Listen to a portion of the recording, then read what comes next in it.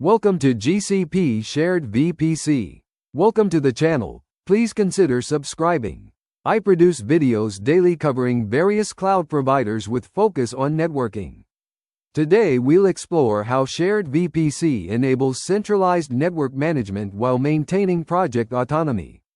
Think of it as the networking backbone that lets different teams work independently while sharing common infrastructure securely. We'll cover everything from basic concepts to advanced implementation patterns, real-world use cases, and hands-on G-Cloud commands. By the end, you'll be ready to design and implement Shared VPC in your organization. This presentation follows a practical approach.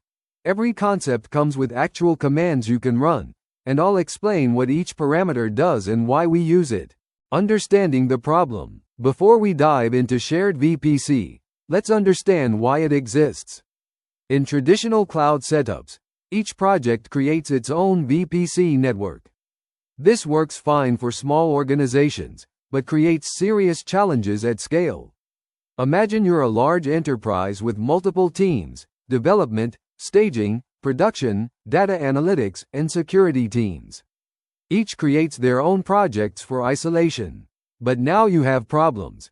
Overlapping IP ranges, duplicated firewall rules, complex inter-project communication, and no centralized network security.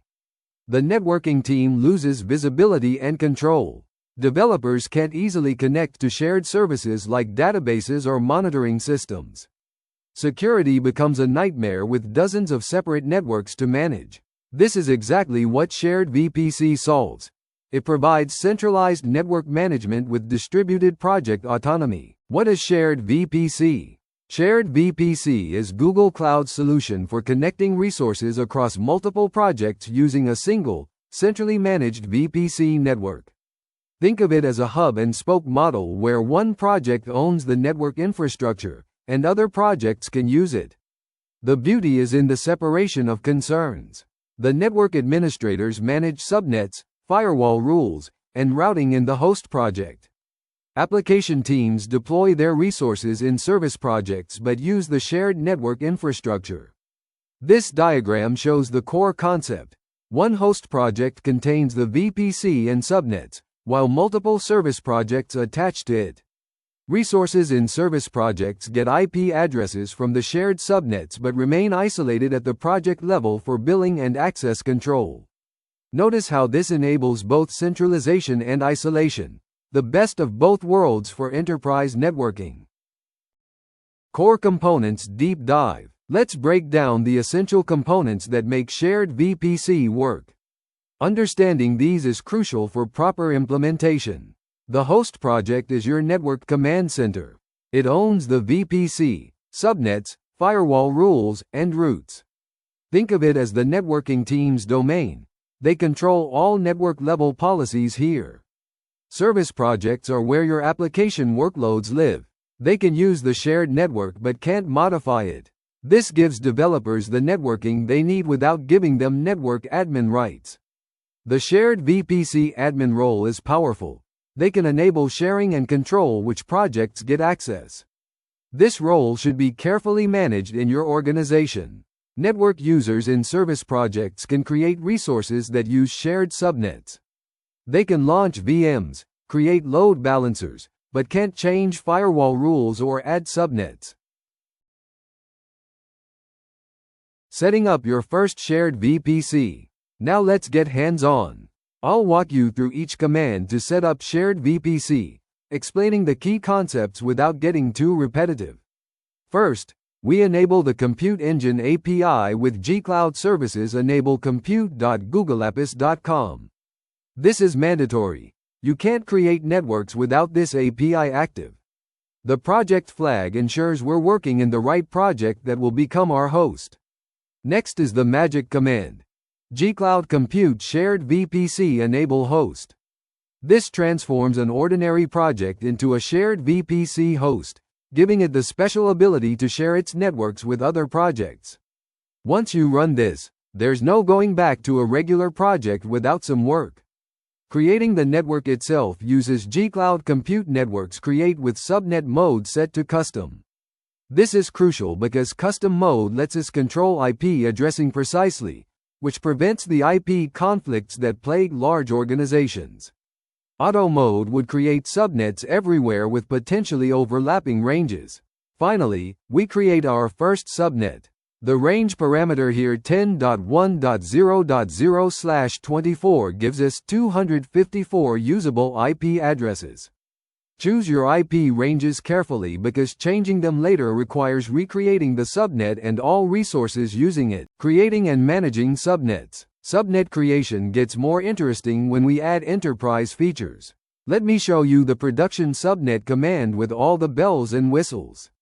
The key addition here is enable private IP Google access, which is a security game changer. VMs without public IPs can still reach Google APIs and services, dramatically reducing your attack surface while maintaining functionality. Flow logs are your network visibility tool.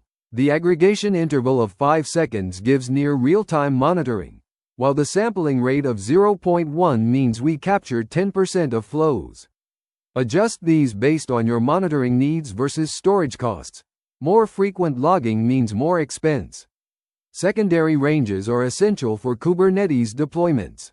The pods range gets a much larger allocation, 10.4.0.0/16, because you'll have many pods, while services get a smaller range since there are fewer services than pods. The staging subnet command is intentionally simpler. We enable private Google access but skip the expensive monitoring features since staging doesn't need the same level of observability as production. Attaching service projects. This is where shared VPC comes alive, connecting service projects to your shared network. The process involves 2 steps: association and permission granting. The shared VPC associated projects add command creates the fundamental link between a service project and the host project. This tells Google Cloud that my service project is allowed to use networks from my host project. But association alone isn't enough, you need permissions. The IAM binding grants the compute network user role to the service project's cloud services account. This is the service account that actually creates resources on behalf of the service project. Here's where it gets interesting. You can grant permissions at the project level or subnet level. The subnet-specific binding shows how to give a developer access to only the dev subnet, not production. This granular control is one of shared VPC's biggest advantages. The last command grants the service project's default compute engine service account access to the production subnet. This is what allows VMs in the service project to actually use the shared network. One critical detail. Always use project numbers in service account identifiers, not project IDs. Project numbers are permanent and immutable, making your IAM bindings more stable. IAM roles and permissions. Understanding IAM in shared VPC is crucial because it controls who can do what with your network resources. The permission model is designed around the principle of least privilege. The shared VPC admin role is the most powerful. They control the entire shared VPC configuration. In most organizations, this should be limited to senior network administrators. Compute network user is the role most developers need. It allows them to create VMs and other compute resources that use shared subnets, but they can't modify the network itself. Security admin can manage firewall rules across the shared network. This is often assigned to security teams who need to implement network security policies. The key insight is role separation. Network management, security management, and resource deployment can be handled by different teams with appropriate permissions. Firewall rules in shared VPC. Firewall management in shared VPC is beautifully centralized. All rules live in the host project but protect resources across all service projects. The SSH rule demonstrates basic access control. We allow TCP port 22 from private IP ranges to VMs tagged as dev server.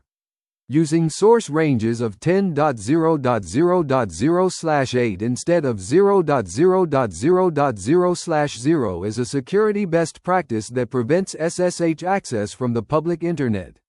The web server rule shows how to handle public-facing services. We allow HTTP and HTTPS from anywhere.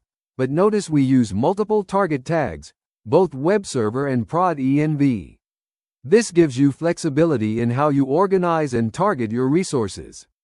Internal communication rules are where shared VPC really shines. The rule allows web servers to talk to app servers and databases on specific ports. Using source tags and target tags creates secure communication channels between application tiers without exposing services to the internet. The final rule implements explicit deny all as a security backstop. With priority 65534, it only triggers if no other rules match, ensuring that anything not explicitly allowed is blocked. This creates a secure by default environment. Network security architecture. Security in shared VPC follows a layered approach. This diagram shows how different security controls work together to protect your infrastructure. At the network level, firewall rules provide the first line of defense. They're centrally managed in the host project, ensuring consistent security policies across all service projects. Identity and access management controls who can create and modify resources. The separation between network admins and resource users provides crucial security boundaries. Project-level isolation ensures that even though projects share network infrastructure, they maintain separate billing, access controls, and resource quotas. This multi-layered approach means a compromise in one area doesn't automatically compromise the entire system. It's defense in depth for cloud networking. Real-world use case. Multi-environment setup. Let me walk you through a realistic enterprise scenario. You have development, staging, and production environments, plus a shared services project for monitoring and databases. In this architecture, each environment gets its own subnet with appropriate IP ranges. Development might use 10.1.0.0/24. Staging uses 10.2.0.0/24. And production uses 10.3.0.0/24. The shared services subnet, 10.0.0.0/24, hosts resources that all environments need: monitoring systems, databases, CD tools.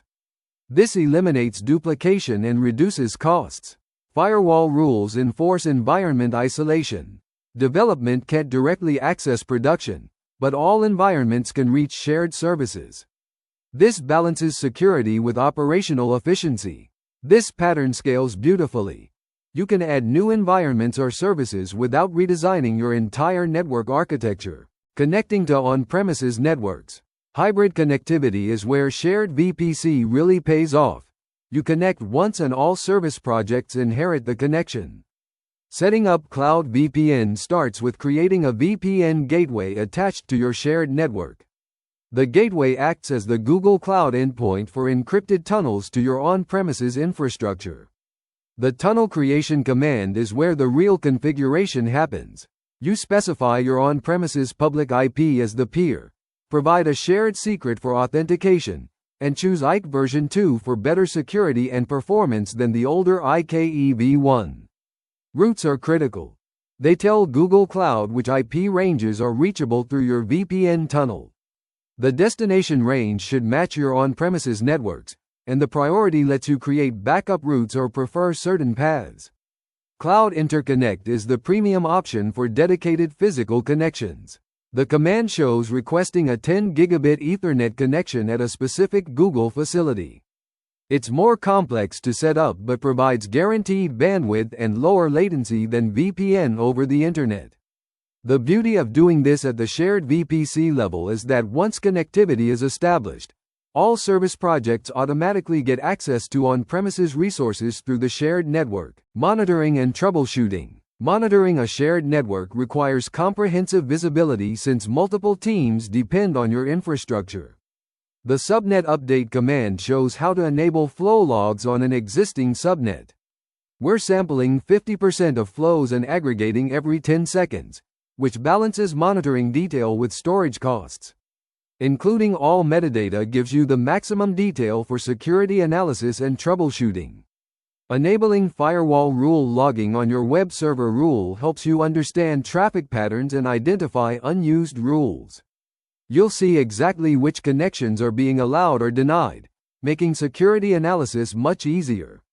The monitoring dashboard and alerting policy commands use YAML configuration files. This infrastructure as code approach means your monitoring setup is repeatable and version controlled, just like your network configuration. Remember that flow logs, firewall logs, and monitoring all generate costs.